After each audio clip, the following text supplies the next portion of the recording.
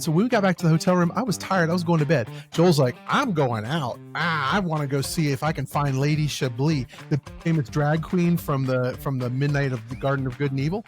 And because, she's the biggest celebrity in Savannah at the time. And he's going to go find, I'm like, I'm going to bed, but I'll be quiet when you come in. Our shuttle was at 6:30 in the morning. His ass rolls in at 6:25. I have the card too. He comes rolling in. He's like, I knew you'd be angry at me, so I brought you this. He hands me a headshot of Lady Chablis that says, TJ, where were you, bitch? I was fabulous. I got invited to her house afterwards to a private house party. Joe partied all night with Lady Chablis, the most famous drag queen in the country. My ass is sleeping in that Marriott courtyard. And so, let the record show that Joel had some fun on the road too.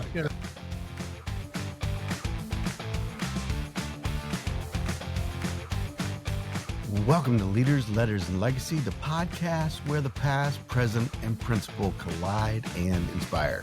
We're thrilled you're here today as we explore the life lessons and leadership moments that continue to shape the fraternity and sorority experience. Along with Dr. Mary Ann Kale, I'm Scott Bucell, and it is a good day, a really, really good day to tell a great story. Let's go.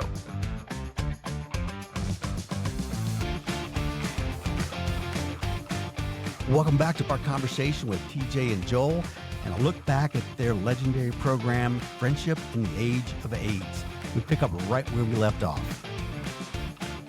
Joel's motivations were very much about making his life matter and all these sort of things. I think at a certain point it became like, I became very aware of the educational momentum we were creating. I was in the Joel and TJ story. I was the business person. I was the one who was doing the marketing. I was building, I didn't even understand it at the time, but I was building the foundations for what would be the company I would start later. And, so I was being propelled by the numbers in the audiences and the amount of press coverage we got. And I was going for amount of impact. And I think, Joel was going for relevance and meaning and courage to keep dealing with whatever the new drug was. And here's another thing. Those drugs in the early days were messing with his system. I mean, my God, the amount of time we had to spend in bathrooms and different things just because Joel was fighting AZT, wreaking havoc on his stomach. And he was living that medical reality. I was just trying to propel this damn thing to see how long it would go and what we could do with it. So, again, it was one of those things where lightning in a bottle, man. We just were the right two people, I think, and we did love each other so much just as friends and business partners and all that sort of thing. And, every day we knew we were making a difference, even on the hard days. And there were plenty of hard days. Let's talk about Hofstra University and some of these others, where we talked in a cafeteria while, women who didn't speak English were clearing the salad bar 5 feet away from us. I mean, there were days that were not that glorious. So let's just say. Talk a little bit about how did it change for you? Like you talked, TJ, about saying, I want to do something. I want to do something different, right? Knowing that you were starting to feel like Joel would be okay and he would have a long life. And like you said, the landscape changed, right? How did that change for the two of you? And where did that take you, later in this experience? Because I think we know the heart of it. But then there was another time, there was another phase of that. Like you said, the calming of the wave. So Joel, do you talk about the end? What do you remember from the last year or so? I was ready to just keep going. Even though, there were moments where I literally could tell my story and I could make a shopping list on the other side of my brain. And that's probably when I knew it was probably coming to an end. But I did stay on and do a few more years as a solo. It was called, I can't remember my solo name. Yeah, it was so insignificant. It didn't matter without me. That's what it was. Right. No, I was still being booked, but it was more, I had to do both parts. I had to do the funny part. I had the serious part. And then someone came up to me and said, oh, do you know so-and-so who went to Bexley High School? And I thought, oh, is that your older brother? And they said, no, that's my father. And I went, okay, I'm out. Because a friend of mine's kid is now listening to me. Yeah. Yeah. And I thought, okay, I don't want to talk to them and be their father about this stuff. Their older brother I could handle, but I knew it was time to quit too. And the last year and a half, 2 years, we were just speaking 50 times a semester, which is insane. Anybody who tells you they do more than 50 a semester is lying, because we were every day on the road. It would be like fly home on Friday. If it wasn't a conference weekend, we would fly home, get home, in the afternoon, do a load of laundry, switch it out, and then we'd have to like fly again Sunday morning, because we had shows Sunday, Monday, Tuesday, Wednesday, Thursday every week. And then on conference weeks, we wouldn't be home for 2 weeks, 3 weeks. So February, forget it. We were never home in February. Right. So, and we'll be right back. Scott Fusel's approach to mental health and well-being programming is, shall we say, it's just different. If you're looking for content heavy on the clinical side, Scott's likely not a fit for your organization. However, you're seeking a refreshing and transparent, application-rich, and shame-free message that places a higher premium on connection than correction, you can now say, I know a guy, and his story sounds really familiar. After the show, head over to scottfuselcoaching.com and check out the many ways Scott can empower you, your family, your community, or your organization with the tools needed to experience real change, maybe even transformation. Scott Fusel Coaching and Consulting. Authentic, practical, well-being programming that meets you right where you are.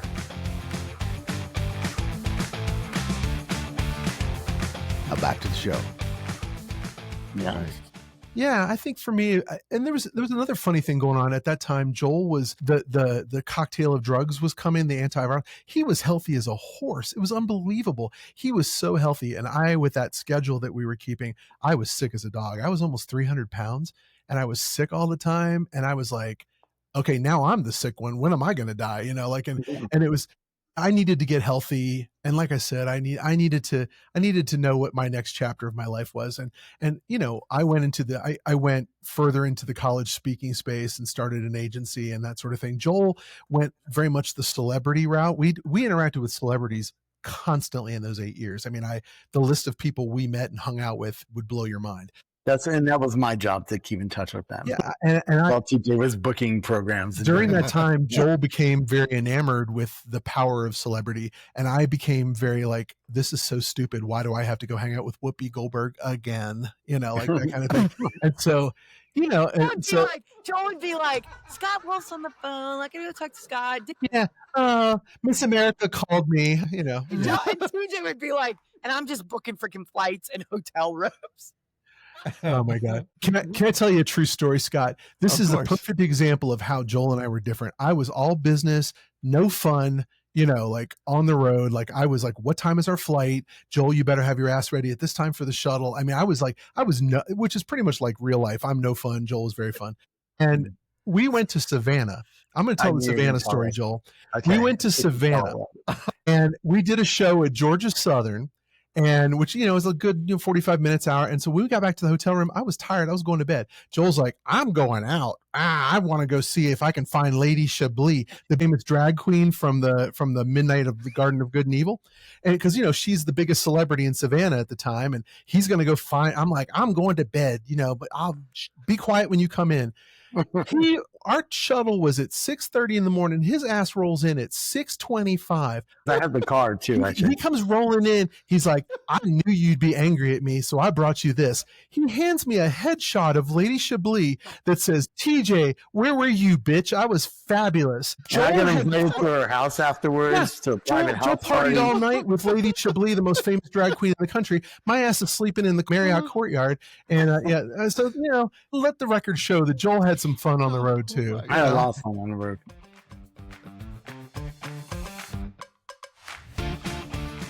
You like to watch your HBO or whatever, your pay-per-view movies. I'm boring. Everyone knows. People who know me know I was funny on stage and boring in real life, and Joel was serious on stage and a total cut up in real life. So it was, just like comedians, the comedian you see on stage that's hilarious is a complete depressed mess off the stage. We were the opposite of our stage personas. Yeah, for sure. Gosh. We talked about funerals earlier, but I feel like there's good segue, Scott. Yeah, I'm really good at this job, right? We were talking about funerals earlier, but there's birthdays I do want to talk about too. What's the story about the 30th birthday? I remember because that was in the window of the 2 to 3 years to live. I think I was diagnosed at 28, and I was told I would have 2 to 3 years to live, and so they had a surprise party for me, which was like, I mean, I'm talking about my babysitter I had when I was in kindergarten was there, and like every person who knew me seemed to show up and was invited, because they were like, he's probably going to be dead by 31, so might want to come see him now, was sort of the way it was presented to people. And so people came, and the gifts were amazing. The gifts were staggering. Oh my God. Yeah, people, it was like really beautiful who came and everything. But I realized when I walked in the room and stuff, everyone goes, surprise, and being like, yay, everyone was crying because, yeah, what I didn't know is my mom had a fight with my partner at the time, Eddie. And right before everyone walked in, and she had brought, I think she had brought her famous tuna salad that I love. And Eddie had done a Chinese, which is my favorite kind of food, a Chinese like buffet. And he's trying to tell my mom, like, look, I know Joel loves it, but tomorrow we can serve it at brunch. It doesn't really go with Chinese food. And they're screaming at each other. And my mom yells something. I was told this years later. My mom yells, he's going to be dead by his 35th birthday. I want him to have my tuna salad at this birthday. It was always drama. And so that always happened. That happened. And then when I walked in minutes later, everyone was like, surprise. It's not on here. And that's what, and it was years later before I found out about that fight in front of everybody. But well, there was definitely during those years when everybody felt the urgency of Joel's life, everybody wanted to be his best friend. Everybody wanted a significant memory with him. Everybody wanted to have a dinner because this might be the last dinner we have. And so the first few years was very much the like, oh my God, is Joel going to live thing, and then by the end that had faded, it was not, that wasn't as present in people's minds. It wasn't like every birthday. And my God, since then, Joel's had 40th birthday, 50th birthday, 60th birthday. I mean, Jesus, it's like, now I don't even send him a card. It's like, whatever. Yeah, you're living. You're alive. You're alive. Good for you. But give him a card. Come on. You send everybody a card. I send everybody a card. So yeah. And we'll be right back. Dr. Marianne Kale is a nationally recognized facilitator and leader in building belonging and organizational culture. With over 25 years of experience in higher ed and strategic initiatives, Marianne empowers teams and communities to feel seen, valued, and connected. Her work blends story, research, music, and heart to bring people together around purpose and identity.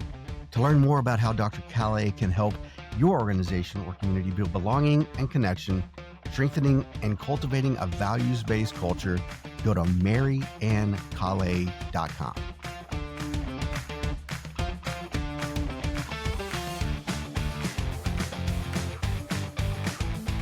Now back to the show. Because I'm so good at segues. Talk about AOL keyword searches. Tell us the story behind that. Oh my God. So good. We were there when email was born. So we were like, oh my God, the most urgent thing was finding a way to hook up to a phone line and be able to, you have to understand, we had early cell phones. We had cell phones that were like holding a large rock. And we paid, Joel, what do we pay? Like each about $500 a month for at least $500 a month for a cell phone. We were on Nash holding those, and most of our business took place by a pager. People had the number for our pager and would call the pager, and then we'd have to go find a pay phone and do the calling card. Is anyone old enough to remember? We had to punch in like 800 numbers and whatever. And that's how we did our business, was by pager and phone. And then we had this chance to have a cell phone. Of course, I don't know what we called it at the time, but it was a like bag phone back then. I think. Well, it wasn't a bag phone. We were after the bag phone. You were post. Okay, good. But AOL and all this sort. Back at that, email meant AOL, America Online. And then so we started transitioning our business more towards send us an email, and that was crazy. But yeah, AOL was where everybody went to access the internet. And I don't know how the hell it happened, Joel. Maybe you remember, but AOL had keywords. You could type in, I don't know, pickles, and up would come Vlasic's page on AOL or whatever, right? Like it was a branded thing.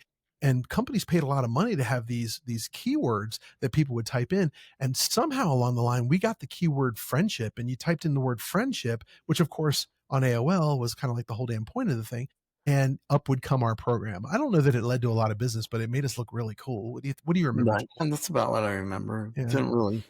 Yeah. And there we were. Our picture would come up in our V-neck sweater vests. Yes. You know, we looked fabulous. You had beautiful flowy back hair, black and brown hair. Oh my God, we were so hot. Like, we were gorgeous. We were just gorgeous. You know, with our arms folded and the whole thing. We were very serious, but also very hot. You know, like it was crazy. It's like a very hot Step Brothers photo is what I'm picturing. And we faced opposite directions, so there was no. Yes. We weren't hugging, or, you know, like I faced one way, he faced the other way. Don't look at me, Joel. You know, that kind of Yes. I'm picturing also a shadowy version of you up in the top right hand corner too, like no the mirror pictures though. There weren't any reflection pictures. You don't remember gosh.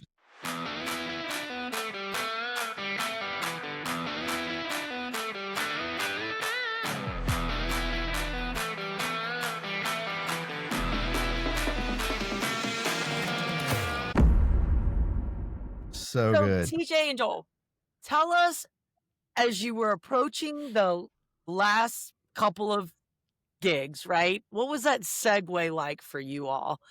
Do you have a memory of any of that? Did you know the last gig was the last gig? Oh, that's a good question. Right. We always had, for some reason, bad luck with our last gig of the semester. Whatever the last one was would be terrible.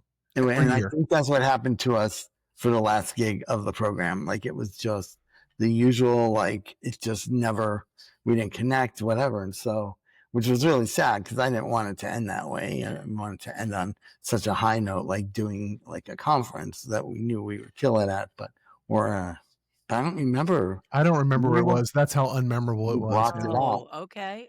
Yeah. But probably in April when all they want to do is go to spring break.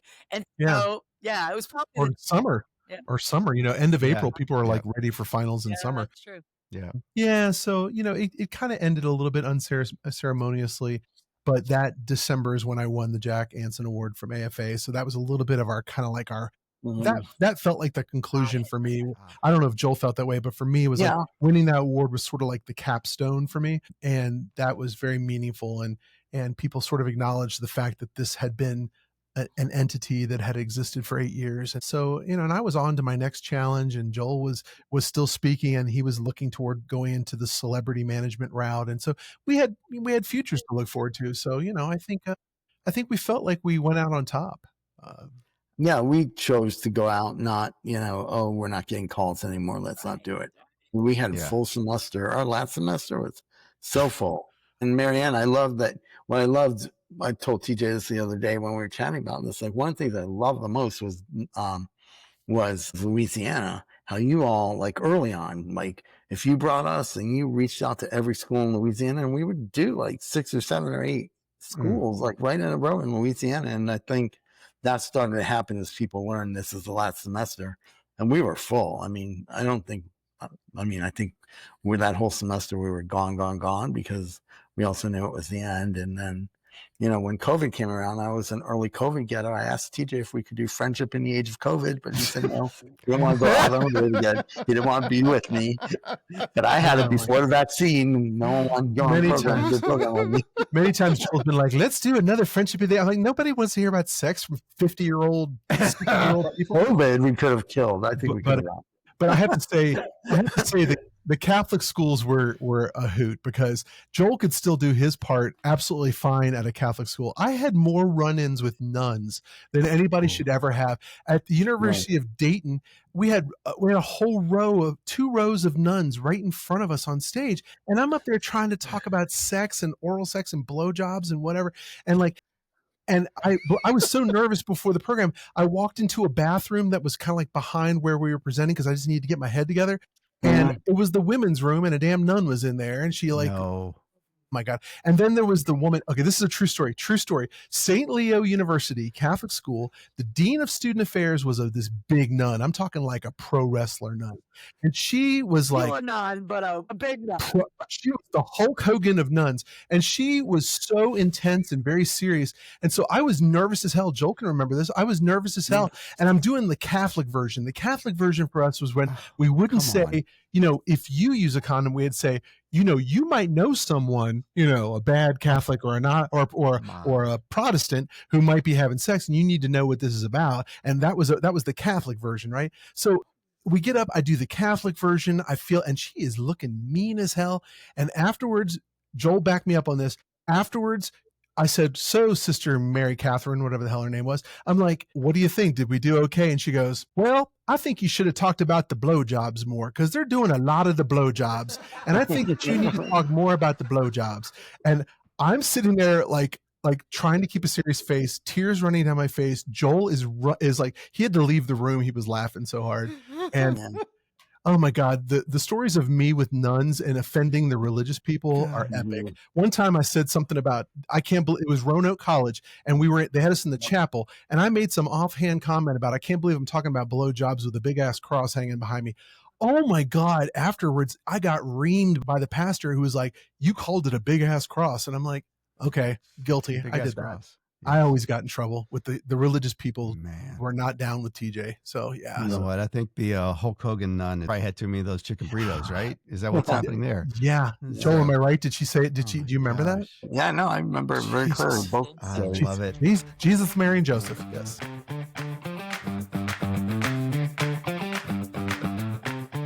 All right, welcome back to the show, everybody. Thanks again for tapping play today. 3 questions as we start to wrap up here. And the first one is, I'm really curious to know what kind of support you did or maybe did not receive from either your chapter brothers or other brothers, or maybe I know you both at one point worked for your international headquarters staff. So talk a little bit about that experience and what kind of support you did or didn't receive. I mean, Joel? I think we're quite different. I was very lucky that Sigma Alpha Mu embraced the program after I left being on the staff. And then people found out the following few months that I was HIV positive. The national president at the time, he came to me and said, we have an opening on the Octagon, which is our board. Someone's resigning. Would you step onto the board? And I said, I'm going to be out there in a very public way doing, fraternity brothers get AIDS, it might have been called at the time, or friendship in the age of AIDS, telling my story. And he said, we don't care. He said, we know what you've done for this organization and what you'll continue to do, and we want you on the board. And throughout that 7-year period, I worked my way up to national president, and there were a few people that when the vote happened, I learned that there was maybe a handful of people who did not vote for me. And when I found out afterwards, it was like, there were some people who were running around going, he's open about being having HIV, about having a husband, and he's going to ruin your rush.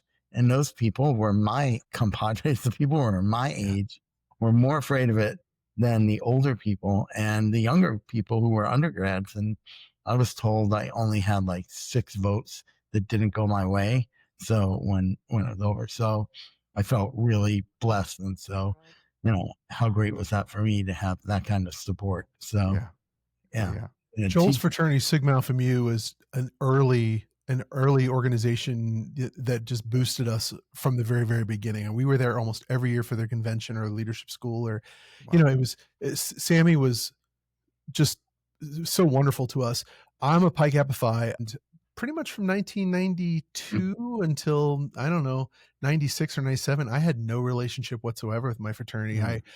They never brought us. I never got congratulated or encouraged, really. It was almost like,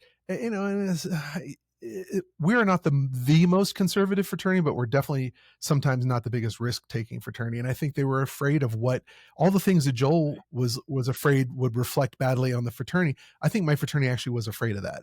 And it wasn't until 96, 97 when a couple of guys, Jeremy Galvin and Steve Whitby, two really fantastic individuals. Jeremy's gone on to be national president of Pi Kappa Phi, and Steve is a legend in, in the fraternity sorority world.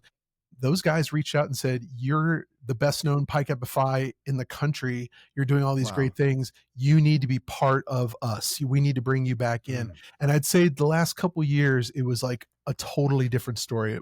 They had us, Pi Kappa Phi had us at least once or twice in those last couple of years. And so it came around, but it took a generational change for that to happen. And I'm still, by the way, a little bit of a weirdo in my fraternity. I've never served in a national capacity, but I embrace my role in Pi Kappa Phi, and it's okay. It's good. I'm never going to be national president, but that's all right. Yeah, I would disagree with you. I think you have served at a national level. You didn't have a seat at the board table, but I think what you have done as a Pi Cap, the service that you have offered many, I think is more than enough to say that you've served at a national level. So yeah, thank you. All right, two questions as we wrap up here. First off, I want to know, give us one significant memory from that 8-year run, or tell us, what are you most proud of looking back on that time and that good work? Joel, start with you. Man, I've mentioned some of them. I think, honestly, the Jared memory is probably the most important to me, because, he listened to my advice and he took a chance and he changed so many lives, became open about his situation, and it just changed so many people in Sigma Chi at his fraternity. I think even Sigma Chi nationally embraced it. So I think those stories to me are the most important, that where we were able to help one individual. I got an award maybe a year or two ago, and it was a humanitarian thing. And I remember saying, for me, getting this humanitarian award, because I've worked for this many organizations like St. Jude and Elizabeth Glazer, Pediatrics Foundation, all these Feeding America. It's great to get something for making change at so many different places by creating partnerships with celebrities or entertainment industry on platforms. But to me, what will always be the most important will be the individual person that I was able to touch. I became a mentor to somebody in foster care who calls me his dad. Or our connection is way more important. That one-on-one is way more important than the millions of dollars I have raised for other organizations. So I think what you can do one-on-one is the most important thing you can do. Wow. We talked earlier about how I've always felt this awkwardness about not being on the front lines when AIDS was being fought and everything. And I always felt sort of like it was imposter syndrome as an educator, as a speaker. Like we got the easy job, right? And the people before us fought the hard battle. And when we won the national award from the Ryan White Foundation, and Ryan White's mother gave us the award, me, that was that was the end of that feeling. Right. Ryan White was part of that first generation of AIDS warriors. Right. And for his foundation, his mother, to hand us that award and saying, "You're carrying on Ryan's mission, and you're changing more lives than most people ever will." That was very, very moving. I think, that was a big night for us. Big gala event we went to, and it was, felt very validating, like almost like the first generation was giving us a nod that we were part of the fight too. So I think that was a big part. Wow. That's a good answer. Wow. Yeah. What was your other question, Scott? Man, damn it, TJ. Well, I should have told you guys that I'm what we call emotionally intense. So, are you a crier, Scott? Are you a crier? Oh my God, TJ, you have no idea. And I was worried that it was funny. I was worried it got medicated out of me, but then we were at FEA and I started crying on stage. I'm like, sweet, still got it. And all right, let's take a look back at, 1993. Let's pretend that you have the opportunity to write the 1993 version of you a quick note and say, hey, here's what you got to look forward to. What would you tell them? You go first, Joel. I mean, I would tell them you're not going to die in a year or two, because that, I think, was always the thing that overshadowed everything. Like, how much longer would I be around to do this? And I think I would have eased my pain that way by knowing, if I could tell them, like, it's like 2025 and here I am, and I'm healthier now than I've ever been. I think I would let that in 1993, I would have said, it's not going to be the death sentence that you've been told. Like, there's things happening. So to me, that would be the main thing I would share. Sure.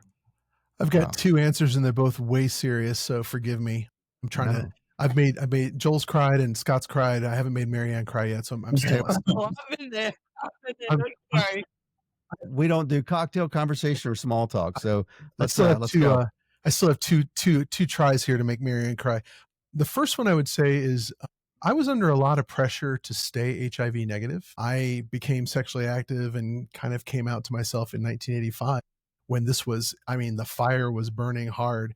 And every time I tried to have intimate relations with somebody, I was sure I was taking my life into my own hands, and then when we were doing the program wouldn't have worked if I was positive too. So I was under this huge amount of pressure to just be the clean teen, and I think I spent that period of 1993 to 1999, not being a normal person in their 20s, living out the way people live out their 20s, meeting people and whatever that means, right? Because I not only was I afraid of being positive, but I was afraid it would kill the way I was making my living in this thing we were doing. So I think I would tell 1993 self to just be safe, but be 25, because I was under a lot of fear. My whole personal life was very, very dictated by fear. So I would tell myself that.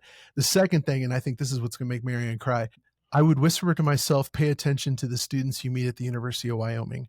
We spoke at University of Wyoming I don't remember what year it was, and the LGBTQ students were part of who brought us in. And, we met so many students. It was like, one in one ear out the other, we were always nice to them, but we didn't particularly remember them. And one of those students was Matthew Shepard. And I think, and now I'm crying, I would whisper to myself to pay attention to the kids at the University of Wyoming, because Joel and I were never sure that we met Matthew Shepard, but he changed the whole culture. He changed the entire gay rights movement. He changed the world, and I have a feeling he was there that night and he just blended in with the other students. And I did get to talk to Judy Shepard, his mother, many times after that. And she said, he was very vocal about HIV and AIDS and that sort of thing. And there's a little part of me that hopes we were part of that. So that's it. And now I'm crying. Marianne, are you crying? Yes, TJ. And if you haven't ever gone to the University of Wyoming and lived through this era of time, I remember driving by and seeing those structures in the field and thinking about him. And, and TJ, I agree with you. Who knows? You may have spoken to him, and he, I love the way you said, pay attention to the students at the University of Wyoming. And I think as speakers, we have responsibility to pay attention to the students in those audiences. It's not just get on the stage and go home. As Joel has said, you spend the time with the ones who come up to you afterwards. Who knows? Matthew Shepard may have come up to you, but you were meeting thousands of students every week. You couldn't maybe remember them all, but to know that the work you have done, it has changed. It changed a generation. And for that, we will forever be grateful to the two of you. Forever. And I am just so glad that we were able to have this opportunity. I had no idea when TJ reached out that the two of you had never been interviewed, that people didn't know your story, the other part of the story. They knew the stage story, but they didn't know the other part of the story. And, the fact that this will live on, your stories continue to matter. And for that, I am forever grateful. And the times that I have spent with you as humans since then changed my life. I mean, Even driving down Highway 1 looking for a hotel. Joel and I got in a convertible. That's what I was going to say. I had never heard of anybody say Mercury's in retrograde before Joel, but Joel lives by Mercury's in retrograde, and Mercury's been in retrograde the last 2 months, and I've gone through all this time. And I even sent Marie a message and said, Mercury's in retrograde. She says, I have no idea what that means. I said, I'll tell you later from Joel Goldman's. Well, Joel has the gayest taste in music, by the way, too. I used to say, do you know how many times I've had to listen to Barbara Streisand? Oh my God. oh my God. Yeah. Still When you- have a Oh my playlist, God. Joel. I still have a playlist. My. It was Liza Minnelli and, it's just one gay icon after another. And I'm trying to play 90s hip hop type stuff. And, I never won that I battle. do want to say too, they were the first people to ever play. TJ was the first person I ever saw speak that had a playlist before you went on stage, because he was going to control the whole room before he even walked on that stage. I was like, whoa. And TJ taught so many of us how to be effective in this industry. And, again, we could do a whole nother program on, what happened Those years. well, the after friendship in the age of AIDS. But from those of us who grew up with you and continue to be impacted, thank you both for all that you have done. Joel brought dance marathons into play. He brought, so many things that students and professionals today are doing, but they had no idea where it came from. TJ being back, Motivating the Middle is it's a book that TJ wrote. If you haven't bought it, go buy it. You can get it on Amazon, I'm sure, or somewhere else.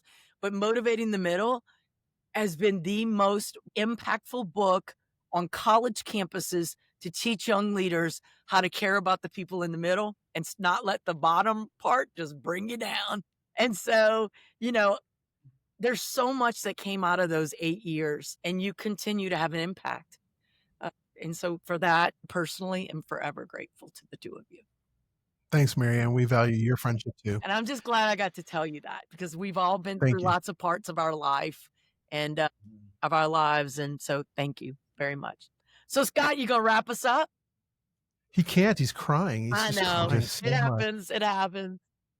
This really sucks. Where is Stu to hand him a box of Kleenex? Good Lord. What kind of what got me going here? It's the thinking about the number of students who came up to you afterwards, and the students that you gave permission to come up and say, I need to talk to somebody. Yep. That you took the time with them. When you're talking about paying really close attention to the students at Wyoming, it's a great reminder that there are young people that look at us, or even adults. We are doing as much presenting to adults, it seems like, as we are students now these days. But there are always people in the audience who just are a little bit more engaged than other people. And if they're really leaning in, there's probably a reason they're really leaning in. So to be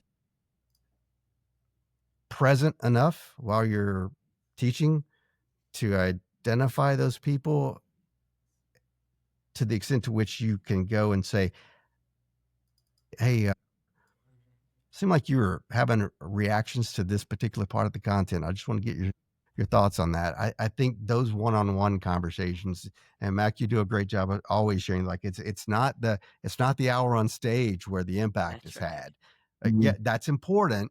That's a gateway drug, for lack of a better term, but that opens the door for the really impactful one-on-one conversation that Joel gets to have with the Jared, that TJ gets to have with the hot fraternity man who's just needs to ask some what we think are boneheaded questions, but frankly, in his mind, wildly important, and might have saved his life because you made it okay for him to come ask something that was just maybe now 30 years later seems out of left field, but might have literally saved that kid's life. So yeah, so I'm having a really strong reaction to that. Pay attention to the students at Wyoming. And so that'll be one of those phrases that I'll take from this conversation that I won't forget anytime soon. So as we wrap up, Mac, I think you said it beautifully a few minutes ago, like the impact that you guys have had, not just during those 8 years, but even now. I just can't begin to thank you enough I missed you on campuses, but one of the great things about the seat that I sit in now is I've been what I call industry adjacent for 30 years and know most of the people that I get to meet now because Sue has been engaged in this community for so long. And so there are people like Mac, whose name I heard for 20, 25 years before I got a chance to establish a friendship. And you're two of those names that I have always heard. So to get to spend this time with you and to get to learn from you and then get to amplify and share your voice and share your story and continue to help you impact others through this podcast, even if there's one person listens to this, and whether it's HIV and AIDS or mental health or whatever, everybody's got a story to share. Everybody's fighting a battle you know nothing about. Everybody's got stuff that they're trying to work through. If this conversation enables one person to be comfortable sharing with somebody else whatever it is that they're going through, man, we've had you on for way longer than we asked you to be on. It's worth every minute of it. The two questions I get the most when people see me, they ask two questions. They say, how's Joel? Is he still alive? And I'm like, yes. And then the second question they always ask is, are you guys still friends? And the truth is we are fantastic friends.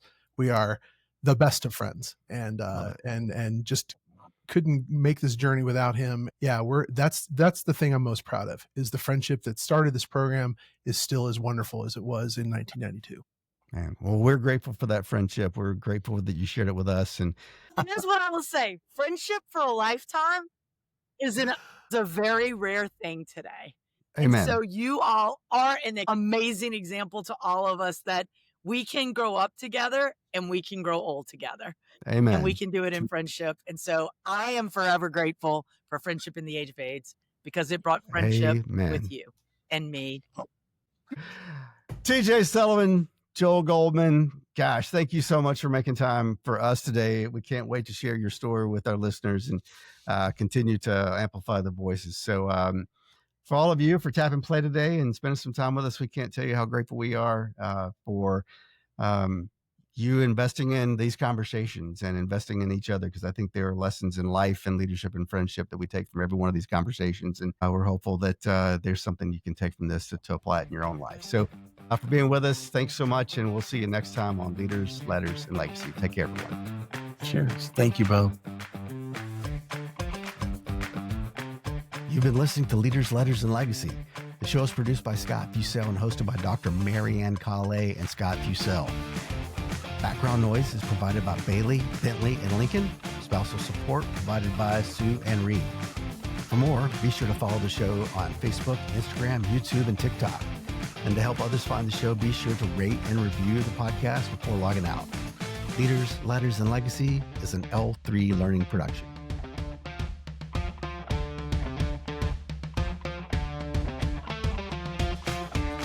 Can we take a picture real quick? Sure. Yeah. All right. This is that.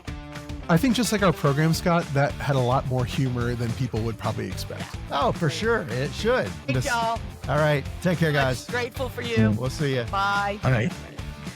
So good. That was so Okay, I got to run. That was amazing. Bye. I got to run. I'll call you later. Bye. Goodbye.